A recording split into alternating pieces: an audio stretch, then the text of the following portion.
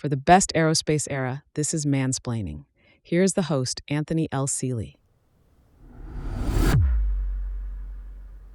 The date is March 16th, 1926. It was a Tuesday. Picture a cold, snow-covered Massachusetts farm field. The wind was calm, the sky was clear. An ordinary setting for an extraordinary experiment.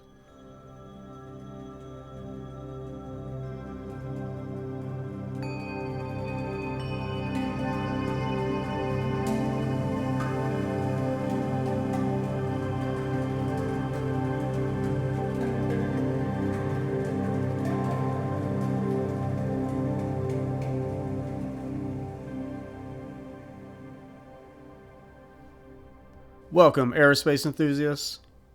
There are many dates we learn to remember in grade school or college that relate to the best aerospace era.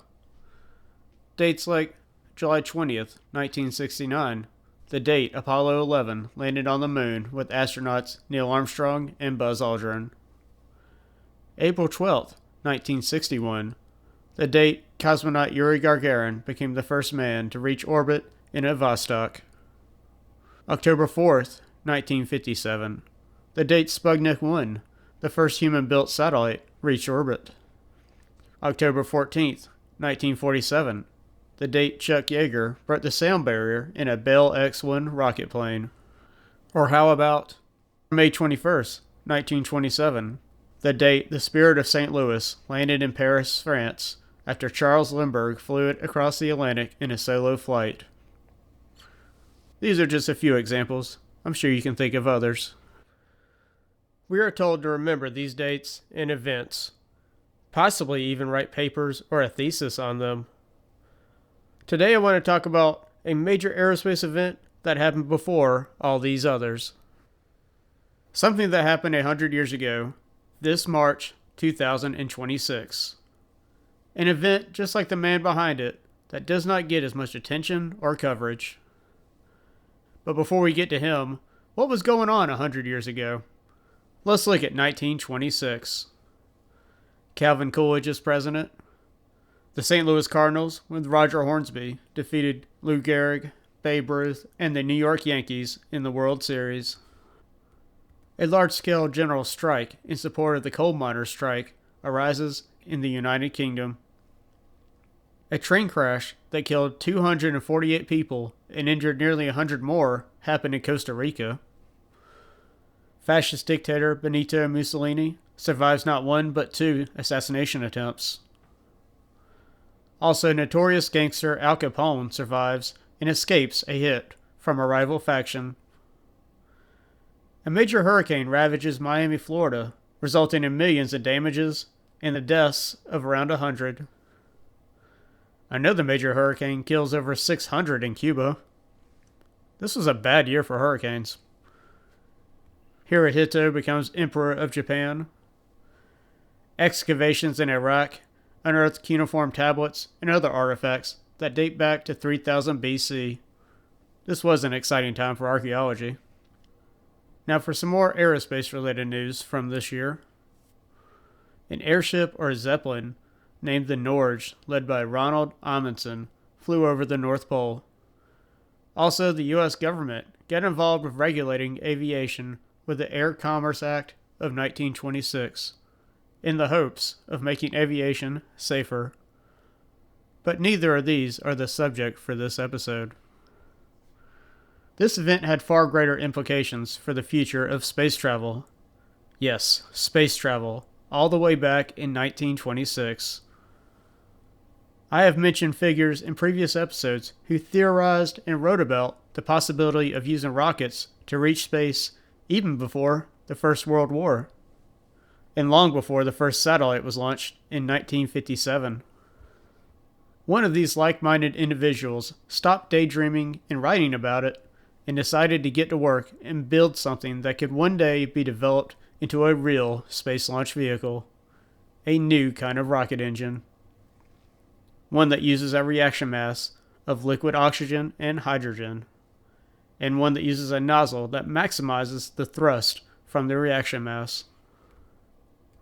What this figure created and test launch in 1926 set the stage for how we humans reached orbit, how we reached the moon, and how our probes traveled into infinity, a method that is still used to this day. This is the story of Robert Hutchings Goddard. Robert Hutchings Goddard was born on October 5th, 1882, in Worcester, Massachusetts. That's about an hour west of downtown Boston. Boston's a cool city to visit, by the way. Just don't go in the winter. His parents were named Nahum and Fanny Goddard. Nahum was an industrious man himself. He even had a few inventions to his credit. So Goddard was born into a comfortable living situation, although his mother was often in bad health, which led to his grandmother doing the usual motherly jobs. Although Goddard was sheltered by his grandmother greatly. He did not experience the same social activities as other American kids of the time. This is possibly because Goddard was feeble and known to get sick often himself, but it is unclear if this is the real reason. This was a time of modernization for the New England area and the country at large.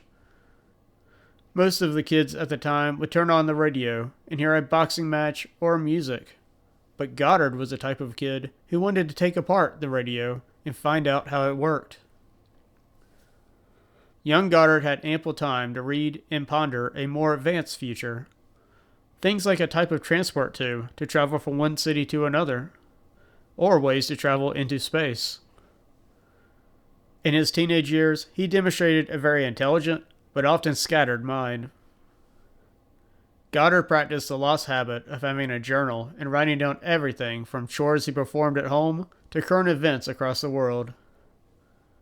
From his journal entries, Goddard seems to be someone whose mind jumps from one subject to the next fast and often, like someone who has trouble keeping up with the flow of his own thoughts. It is evident, though, that Goddard made it a habit to keep up with current and local events.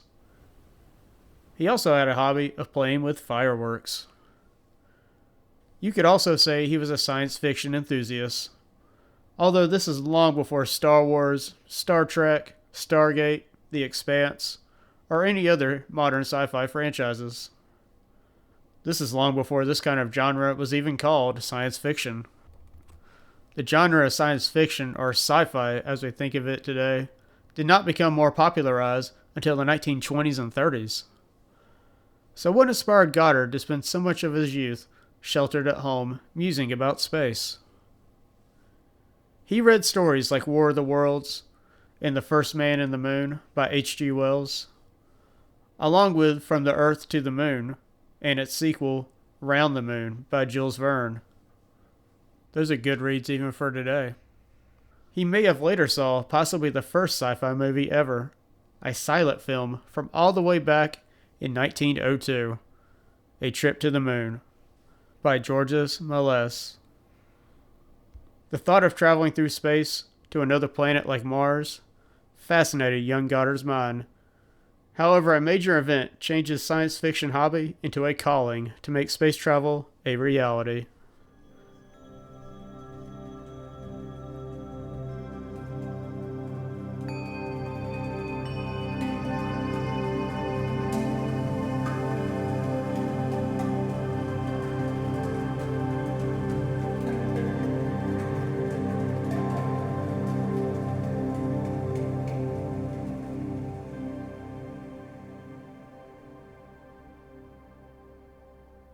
At the age of 17, on October 19th, 1899, Goddard was doing some yard work, trimming some limbs off of a cherry tree.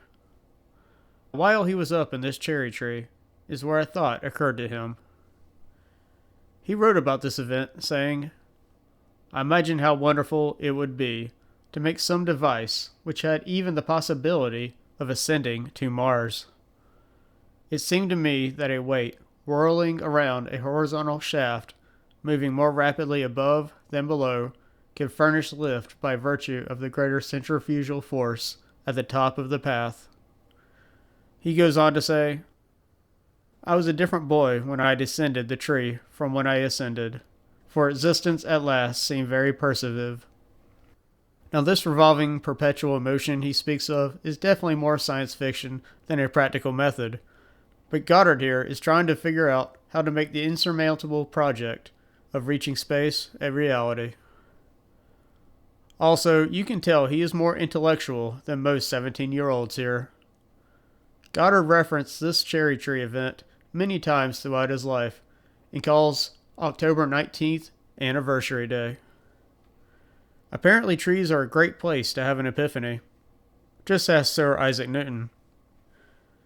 He wrote down in his notes any ideas or suggestions for ways to reach space and the moon, but Mars was his ultimate goal. Goddard also mused about how one would navigate up there. Goddard balanced many ideas on how to attain escape velocity, how to slow down and land on another world, even how to keep a human alive long enough to survive the trek.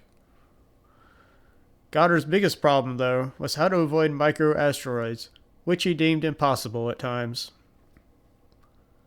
Goddard obsessed over propulsion and gyroscopics, but based on his writings, he often loses focus on what was scientifically possible and what was fantasy, a theme that continues throughout his adult life. He even began performing his own amateur experiments, using essentially fireworks in his backyard.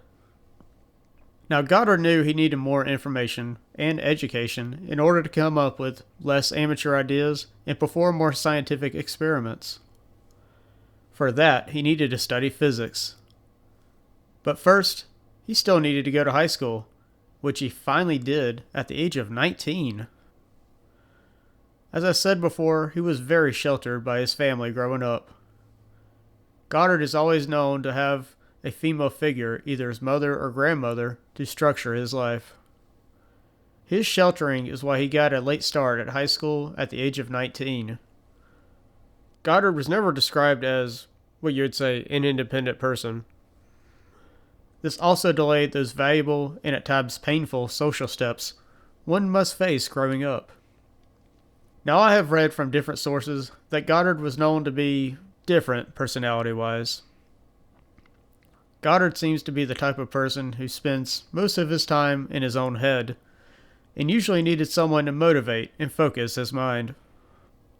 Up until this time, it was mostly his grandmother, but in the academic world, Goddard could finally thrive. He attended South High School in Worcester. He was a few years older and obviously smarter than his classmates, however less mature because of his sheltered upbringing. He continued with his amateur experiments and wrote down any and all theories he had. Goddard wrote this on July 12, 1903.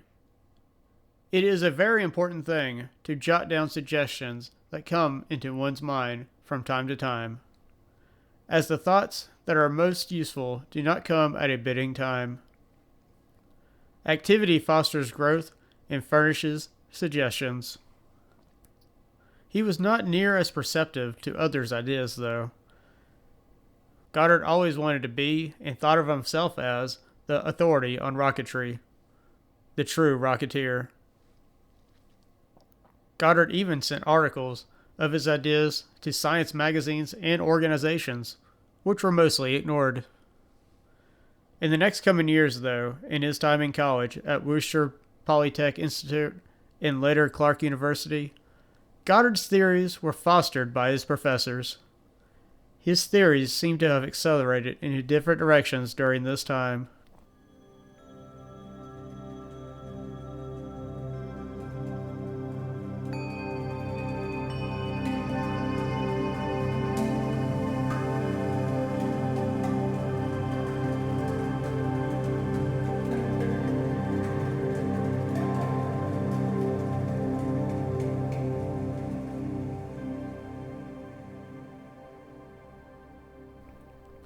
Check out what he wrote about in December of 1909.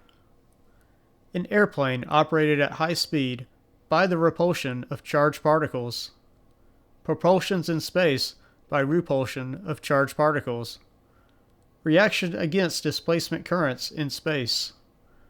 Repulsion of highly heated material particles at the focus parabolic mirrors, the use of solar energy by light devices on a spaceship, the idea of a multi-charge rocket, the use of liquid propellants. And keep in mind, he's writing things like this before the Titanic sank. At times, Goddard sounds like a mad scientist with his ideas. It would have been interesting to get Goddard and Nikola Tesla in the same room together and see what they would talk about, or even get them to collaborate on a project together. Unfortunately, I cannot find any evidence that they ever met. Goddard refers to rockets as guns or an apparatus at times in his writings. He also refers to space as infinity. This one may seem like an amateurish term to use for space today, but it's definitely a fitting description. He also thought of using a payload with a substance that would illuminate on impact with the moon. This would resolve any doubt that his rocket made it to the lunar surface. He was already thinking about conspiracy theorists who would say he didn't do it, that he did not make it to the moon, just as people today think we haven't made it to the moon. I do understand that. It wouldn't be the first time the government lied to you. But I think we made it to the moon. Now, I am not a physicist or an aerospace engineer, so a lot of his writings are over my head. However, when he writes multi-charge rocket and the use of liquid propellants, those are things I can appeal to. After graduation, Goddard became a professor at Clark University. The tall, thin, balding, but always well-dressed professor was known to be receptive and enthusiastic. Although I feel like he was one of those professors who could go off on a subject and lose the class with his genius. Keep in mind, I tried physics once at Reinhardt University, and after just one class, I knew I was not cut out for that. His students and the faculty would often see Goddard with a cigar. He was a cigar aficionado, you could say. I bring this up because Goddard actually had tuberculosis at one time. It even got so bad he was given 2 weeks to live. But that did not stop him from smoking cigars. Now, teaching college classes was really a part-time activity for Goddard. He continued to conduct experiments with rockets. One experiment proved that a rocket with a solid fuel propulsion could actually accelerate in vacuum. But Goddard needed to make something that could reach space first, and for that he needed funding, because rocket science is not cheap. In the 19-teens, Goddard wrote to the Smithsonian with a proposal for a grant. The proposal basically said he could develop a more efficient solid rocket apparatus capable of reaching the upper atmosphere, equipped with meteorological instruments to study the weather. I did mention earlier how devastating hurricanes were 100 years ago. In the proposal, he outlines ways to get more thrust out of the reaction mass, and even a multi-stage rocket. Goddard then went a step further around 1918.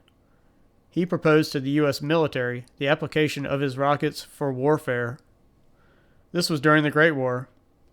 Think about it, a rocket equipped with explosives that could be launched over no man's land and into the German trenches.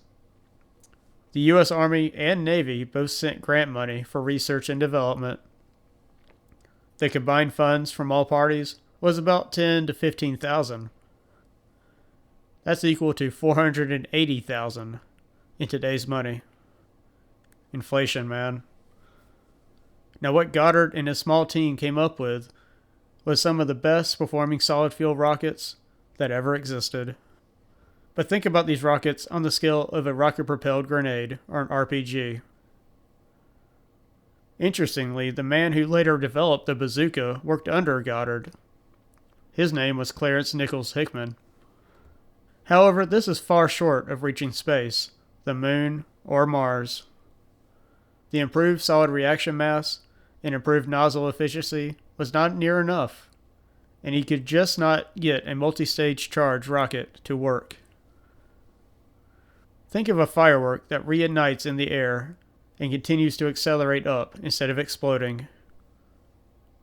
After extensive research and development, solid reaction mass proved impractical.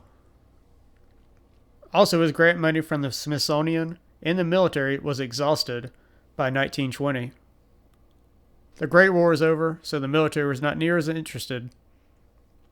In any event, it was time for a new approach, one he wrote about decades earlier: a liquid fueled rocket engine. The beginning of the 1920s marked many changes in Goddard's life. Both of his maternal managers in his life, his mother, who was often in bad health, and his grandmother, were both gone. This is when Goddard began to court a much younger woman named Esther Kisk. Intelligent and mature for her age, Esther was only 18 when they first met.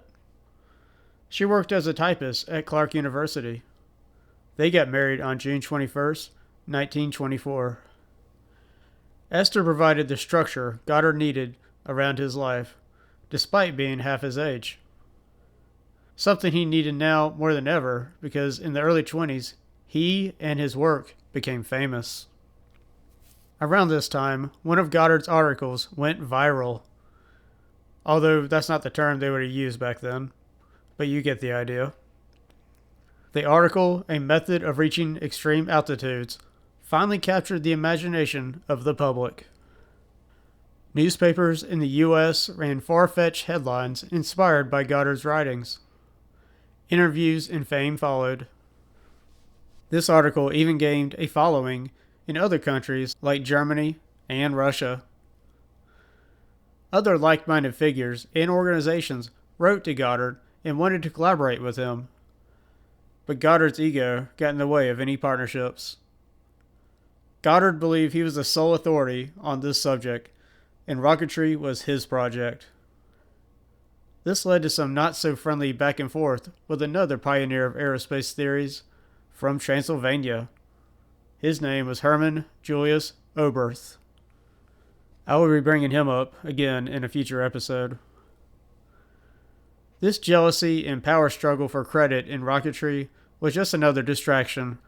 Goddard needed to find more funding and get back to work to see if liquid fuel was the answer, which he finally did. Let's get to March of 1926.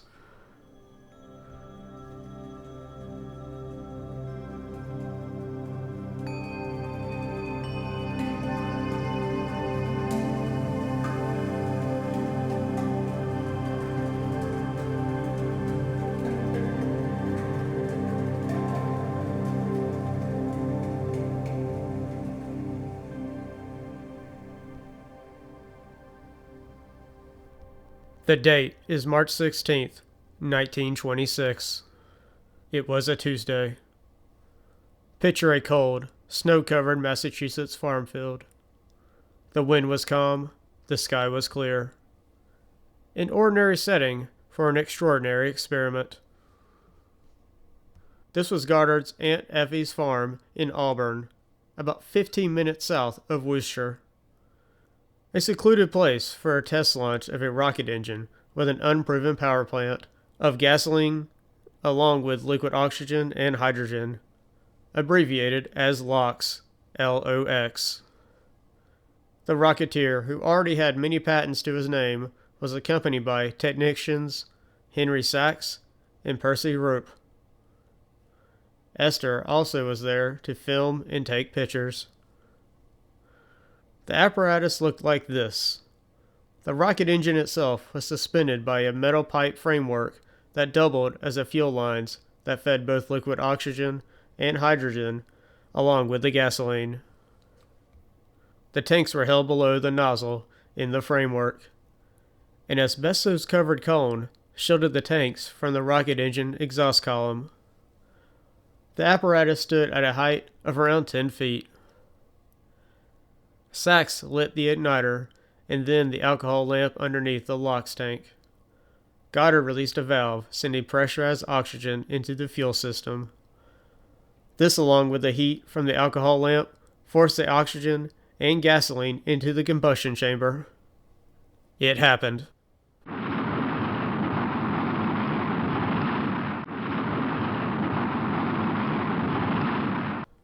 Goddard said the flame came out, and there was a steady roar.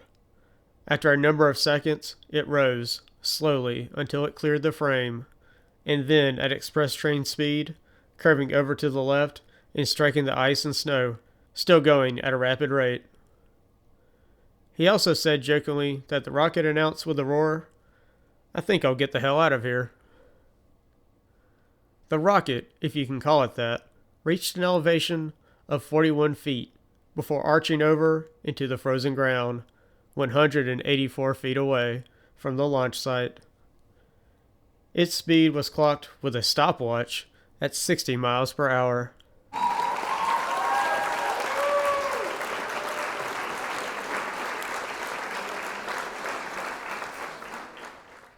This farm field might as well be the equivalent to the beaches near Kitty Hawk, North Carolina. However, this contraption looks like it has less in common with a Saturn V rocket than the first Wright Flyer had with a Boeing 747. But the basic functions of the rocket engine, from the fuel of the LOX fed into a combustion chamber to the flame from the nozzle, are the same. How many different rockets can you think of that have launched a human being into outer space that used a liquid reaction mass of LOX? Here are a few: the Redstone, the Titan II, the Saturn 1B, the Saturn V, the Samyorka R7. Even newer ones like the Falcon 9, New Glenn, or Chunjong. They are all liquid fuel rocket engines. I cannot think of any solid fuel rockets that has launched a human into outer space. Now, there were two solid rocket boosters attached to the external fuel tanks of the Space Shuttle launch system. Although the two solid rocket boosters assisted the Space Shuttle launch system in reaching a certain altitude before breaking off. The Space Shuttle's liquid fuel rocket engines did the rest to ascend and obtain orbit. The same concept goes for Artemis. Now, solid fuel rockets have been used since the ancient battlefields of China. In modern times, giant solid rocket ICBMs like the Minutemen were developed during the Cold War. Honestly, Minutemen is such an awesome and fitting name for that missile.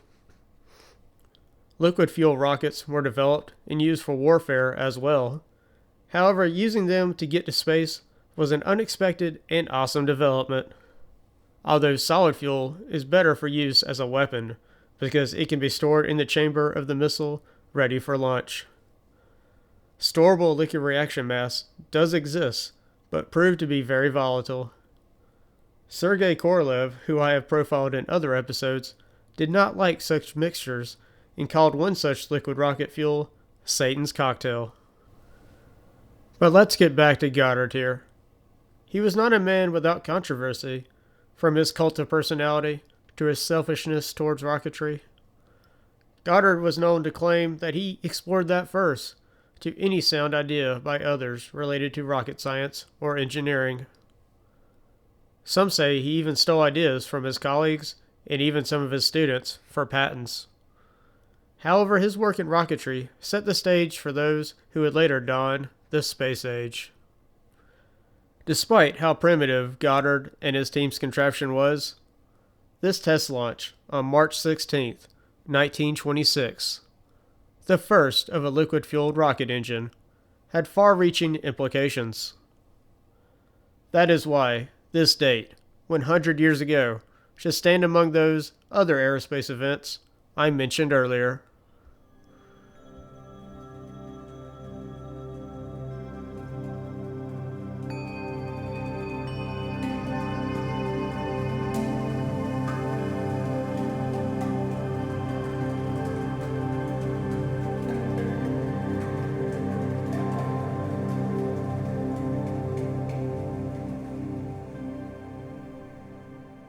If you'd like to learn more about Robert Hutchings Goddard, then I recommend the book Rocket Man by David A. Clary, or follow the Mansplaining podcast for more. Years after this historic launch, Goddard test launched more conventional rockets using LOX. He even went to work for the U.S. Army, developing rockets for a very interesting and unexpected application. That's a story for another time. Thank you so much for listening, and remember, there's always a light at the end of the runway. Follow Mansplaining for more stories from the best aerospace era, or go to bestaerospaceera.com or find us on social media.